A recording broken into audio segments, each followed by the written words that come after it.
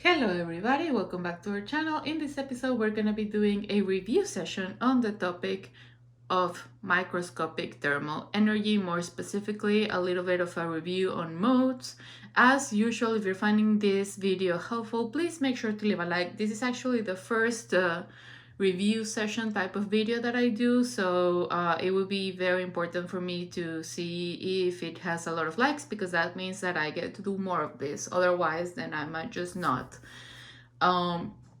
So let's go ahead and get started. So the reason why I chose this topic to try and do my first ever review session type of video is because I thought it was kind of confusing when I first learned it back when I was an undergrad. So I thought, hey, if this is the video that I would have appreciated the most, then maybe I should start with this one, right? So let's just go ahead and get started. Now, this is more of a review session, not so much an introduction kind of thing, in the sense that, you know, I'm assuming that you already know that a mode is a way of storing energy, and modes are important in this topic because depending on the number of modes, then that will basically be how much thermal energy you have on your substance and so and so. So what I'm going to be focusing on is just modes. So the first thing that I think it's important is to recognize that there are three different types of modes. So we have translational, vibrational, and rotational modes. Now, translational modes, why do we have translational modes? Well, we have translational modes because particles can move around.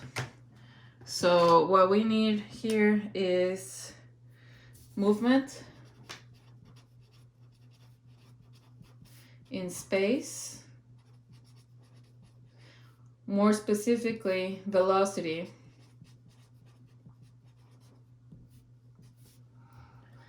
Now, why is this a generator of a mode? Well, the type of mode that this movement generates is the kinetic energy type, and we call them kinetic energy due to translational, like this. And now why?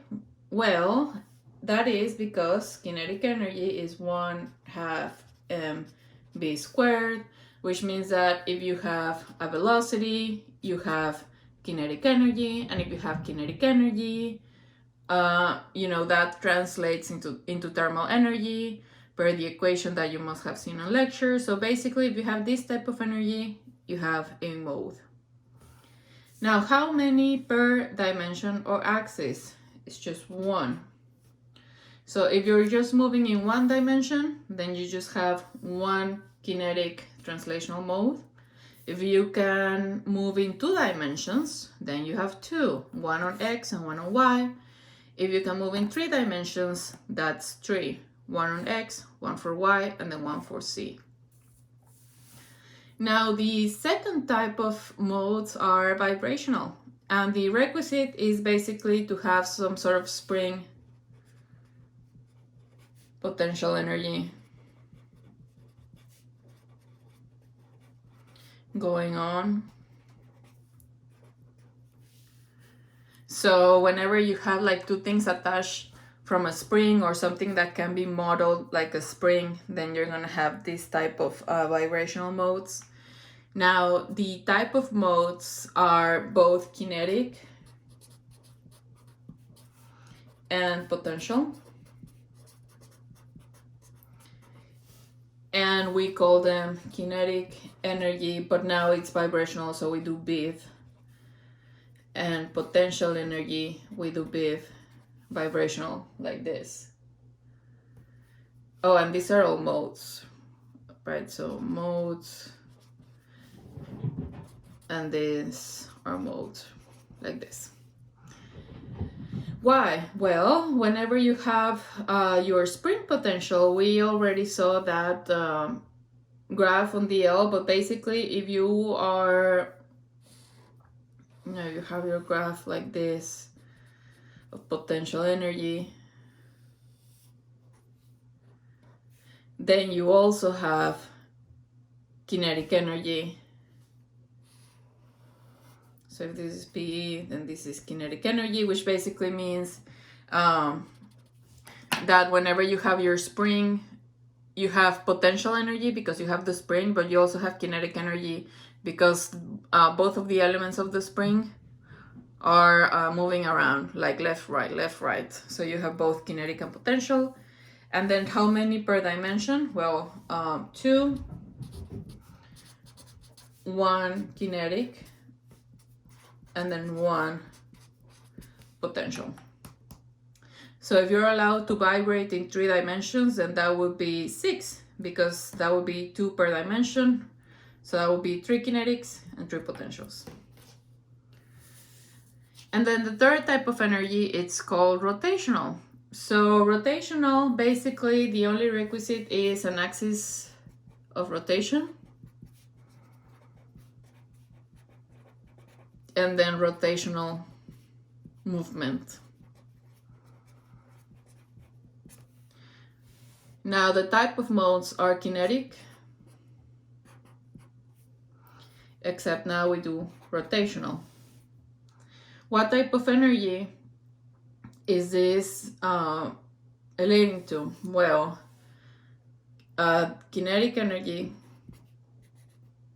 rotational, is equal to 1/2 I omega squared, where this is moment of inertia.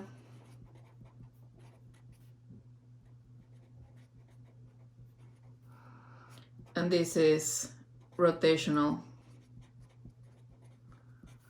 speed. Very similar to the translational one, but this is for rotation. This is for movement in space. This is for movement around an axis of rotation. Very important to notice that this section over here is physics 7B. So we don't expect you to actually know or, be able to produce this equation or anything.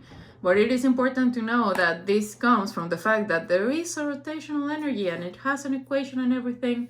We just don't do it on physics 7A. How many per axis of rotation? Just 1. All right, so now these are the 3 types of, let me put this, there we go, that should be better. So these are the 3 types of modes that we can have: translational, vibrational, and rotational. Now, as you know, we also have, different substances that we investigate on 7A. And for the purposes of 7A, we basically focus on these 3 substances: solids, monatomic gases, and diatomic ideal gases. Now, a solid, we basically model like, you have your solids in like a certain configuration, but then it's solid, so everything is glued in together via modeling of the spring. So if we focus on this atom right here, it has 3 strings attached to this guy, and this guy. Now, at this point, and I'm missing this spring over here, like this. Should be a little box. So this guy over here, what types of modes do we have? So can we translate? And this is gonna be the same. So translate.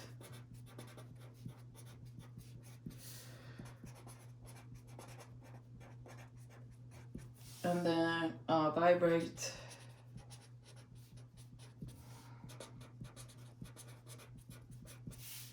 Vibrate. And then rotate.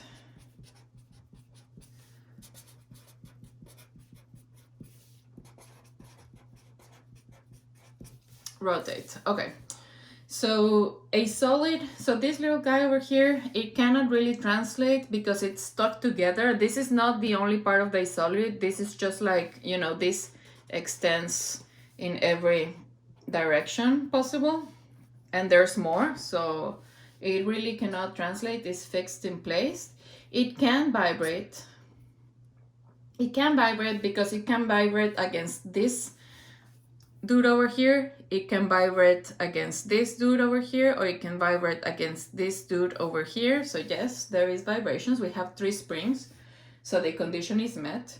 And it cannot rotate because again, it's fixed in place, so it can't really like rotate against anything. There is no axis of rotation. So now it can rotate in 3 dimensions.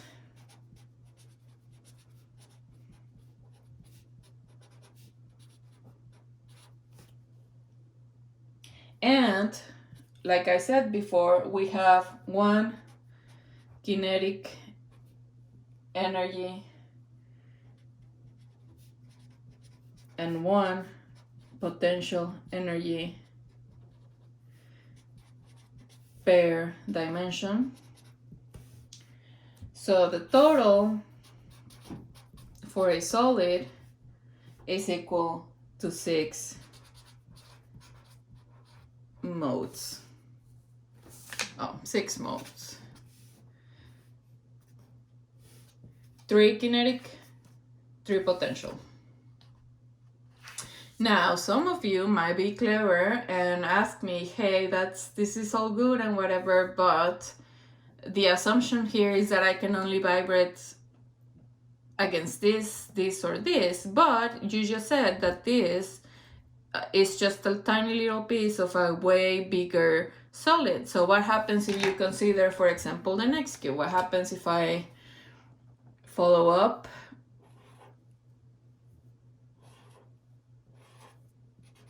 like this, and then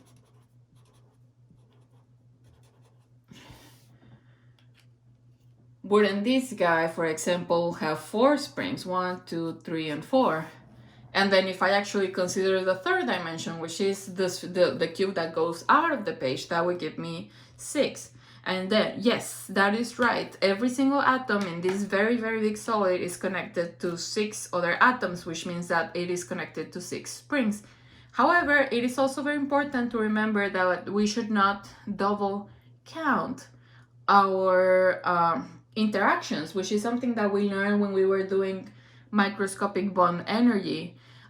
We remember that even though individually you might have whatever number of nearest neighbors, whenever you're considering the entire solid, you mustn't overcount.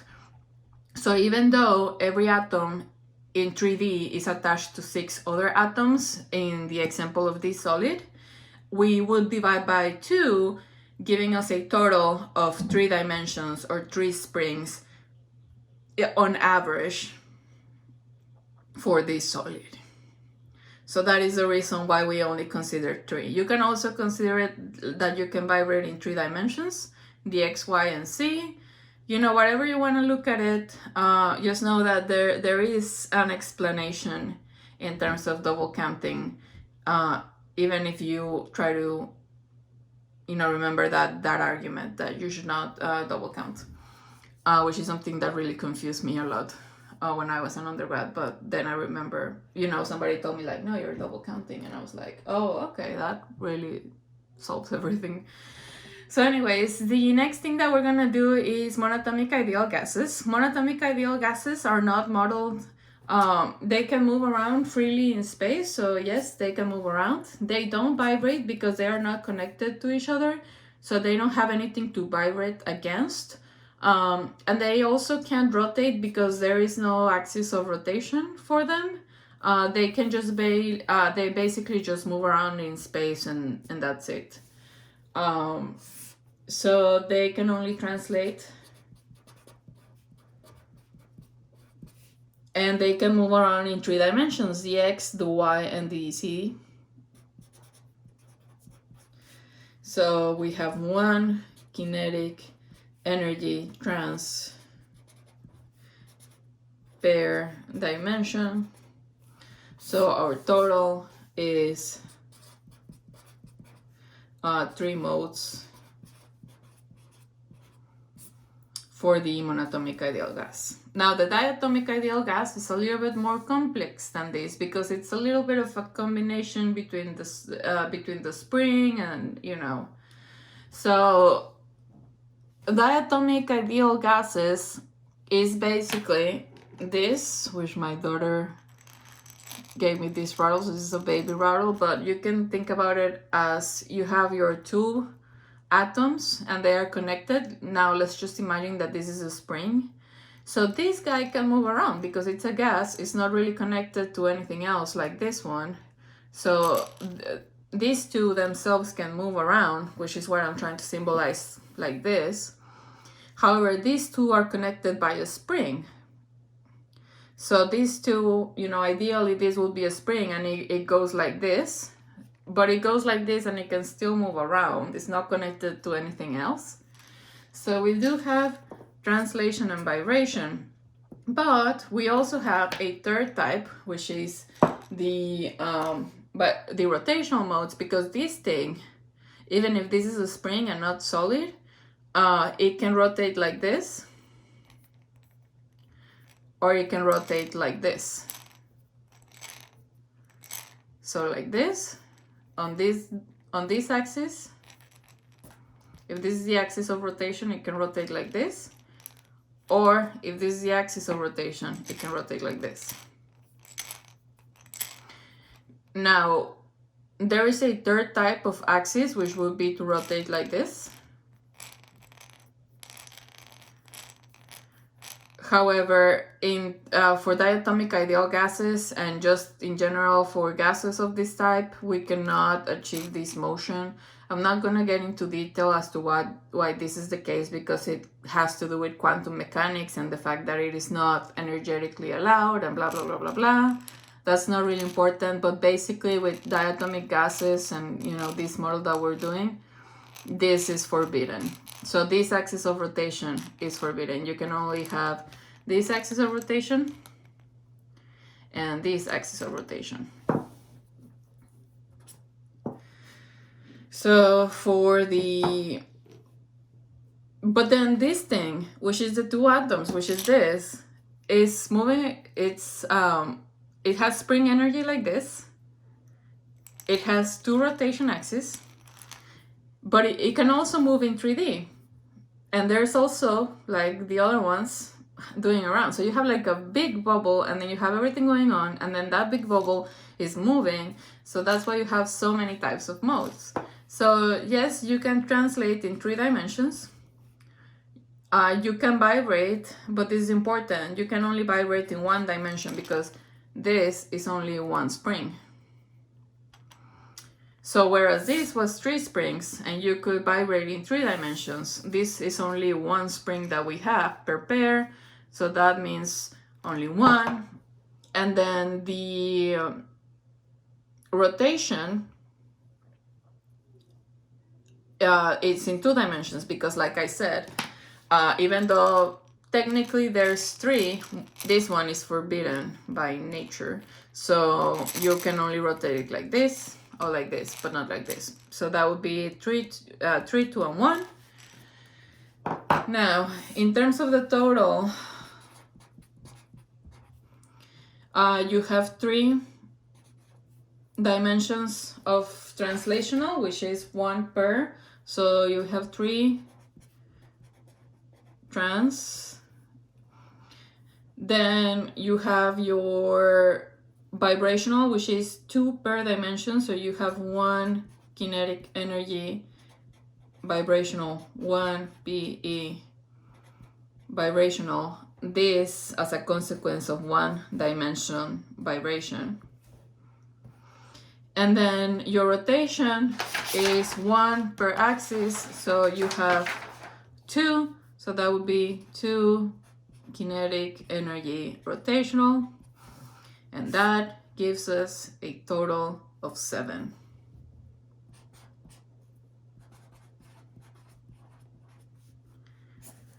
That gives us a total of 7. Now, usually on Physics 7A, this is enough. You should know that there is triatomic ideal gases, and like you can literally go on and on. The book this Physics 7A book that should be on Canvas for you guys if you're taking the course actually has the equations if you're interested in knowing what happens next. That's what I read in order to make this. That's what I studied in order to be able to solve these problems. So I really recommend you going through the book. I actually thought it was really great. But I'm not gonna go ahead and keep going because, as you can imagine, if you have triatomic, then now you have true springs, so you have more of this. You can rotate in different axes of directions, so it literally gets exponentially harder.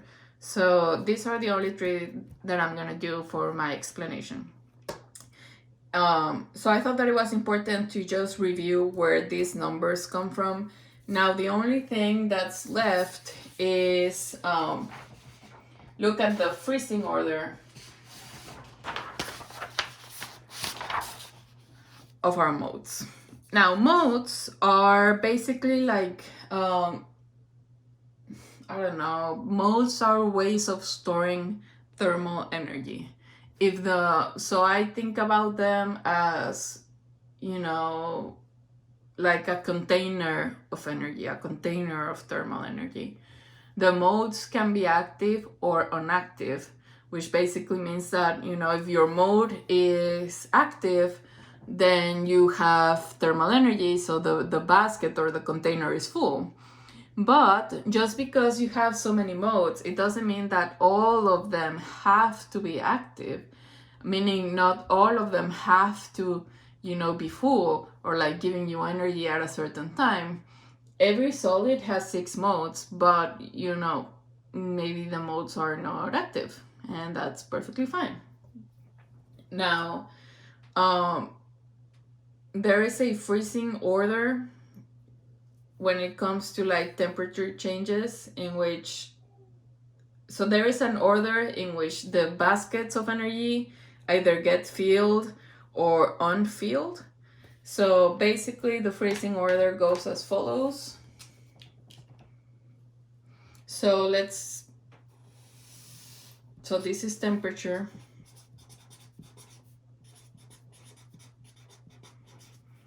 And then the first to freeze are gonna be the vibrational. Let me just confirm this with the book that I have over here. Yes, so vibrational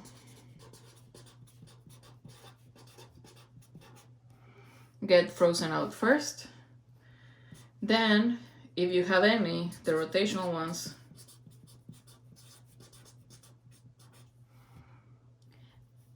and then the translational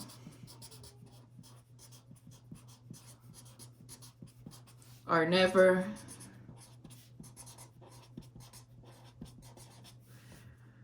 inactive or frozen out, unless we're talking about our maximum 0 kelvins, which is unachievable. So translational are never gonna be frozen out. But this is basically what happens. So for example, if you have a diatomic ideal gas, which has all of them, and then it starts at a certain temperature, and then the temperature starts going down and it starts to lower and lower, which means that your thermal energy is going out of your energy diagram. The first baskets that get empty, or the first modes that freeze out or get inactive, would be your vibrational ones. So that means that if this is frozen out, then this is basically what we're working with, because this spring is frozen out, so we would get something like this. And then if the temperature keeps going, but we would still be rotating. Then if the temperature keeps going down and it gets below a certain temperature, then this would stop rotating, but it would still be moving around. But it would not be moving around while rotating. And then, you know, if we were able to achieve absolute 0, then it would just literally be frozen. But one of the reasons why we cannot achieve absolute zero is because we cannot literally stop atoms. So there's that. But anyways, this is basically the order in which we freeze modes whenever you have several of them, if that kind of makes sense. So this is basically it for this review session. Again, this is not so much of an introduction. It's more of an explanation of where everything comes from. I still recommend going to lecture and DL because that's what's going to help you, you know, put this into a perspective of thermal energy, and then remember equipartition of energy and all that, which is something that we didn't even touch on. This was just like straight up modes, not even relating them to thermal energy except in name. So definitely recommend you keep going through this, but I thought this would be helpful for us if we're gonna start solving practice quizzes, which is what I'm gonna start doing right now. If you guys thought that this explanation was helpful, definitely let me know, because I am kind of done with the practice problems after I finish 7A. So I thought maybe a good way to keep doing this for the channel would be to sort of like go back and start doing more of like review sessions. But I don't know if that's something that you guys are interested in. So let me know. Give it a like if you enjoyed this explanation, and I'll see you on the next video where we will be solving some practice problems. See ya.